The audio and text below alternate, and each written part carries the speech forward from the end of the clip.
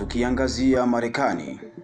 Mkutano uliokusudiwa kutuliza mvutano kati ya Marekani na Afrika Kusini, badala yake mvutano uliongezeka, huku Rais Donald Trump akimweka mwenzake kwenye utetezi kwa madai ya kwamba wakulima wa kizungu katika taifa lake walikuwa wakinyanyaswa na kuuawa. Siku ya Jumatano, wiki moja baada ya Marekani kuwapa hifadhi karibu takriban Waafrika 60, hatua iliyokeleketa Afrika Kusini, Rais Cyril Ramaphosa alitembelea ikulu ya White House kurejesha uhusiano wa nchi hizo mbili. Badala yake, Trump alimshangaza Ramaphosa wakati wa mkutano wa waandishi wa habari wa moja kwa moja na madai yaliyokanushwa sana ya mauaji ya kimbali nchini Afrika Kusini. Alicheza video inaonyesha wakati wa maandamano ya misalaba kadhaa iliyopanga barabara, akidai kuwa ni maeneo ya kuzikia wakulima wazungu waliouawa. Donald Trump alisema hajui ilirekodiwa wapi nchini Afrika Kusini hiyo misalaba. Kwa kweli si makaburi halisi, lakini inaonekana ni wakati wa maandamano ya 2020 baada ya wanandoa wakulima kuuawa katika jimbo la KwaZulu-Natal. Waandalizi walisema wakati huo kuwa ni maonesho yaliyowakilisha wakulima waliouawa kwa miaka mingi sana.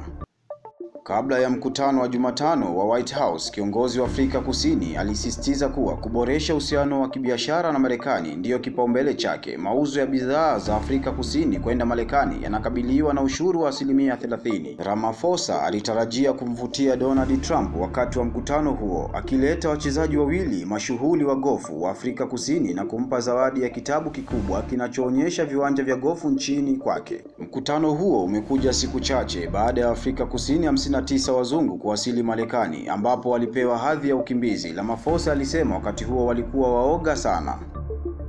Wafanyakazi wawili wa balozi wa Israel wauawa kwa kupigwa risasi Marekani.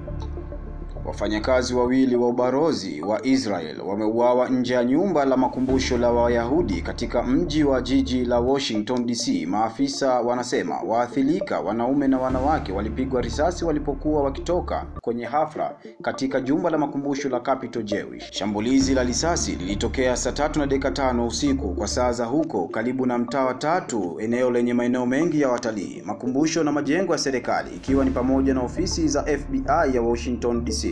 Ripoti zinaonyesha kuwa wafanyakazi wengi wa balozi wa Israel walikuwa kwenye hafla ya makumbusho wakati wa ufyatuaji risasi. Wafanyakazi wawili wa ubalozi wa Israel waliuawa usiku wa kuamkia leo karibu na jumba la makumbusho la Kiyahudi huko Washington DC. Mkuu wa usalama wa ndani wa Marekani, Kristi Noem, alichapisha kwenye mtandao wake wa X: "Tafadhali tuombe kwa ajili ya familia za waathirika. Tutamfikisha mbele ya sheria mhalifu huyo mpotevu." Balozi wa Israel katika Umoja wa Mataifa amelitaja tukio hilo kuwa kitendo potovu cha ugaidi dhidi ya Wayahudi. "Tuna uhakika kwamba mamlaka za Marekani zitachukua hatua kali dhidi ya wale waliohusika na kitendo hiki cha uhalifu." Tukio hili lilizua mwitikio mkubwa wa polisi na kufunga mitaa kadhaa ya jiji hilo.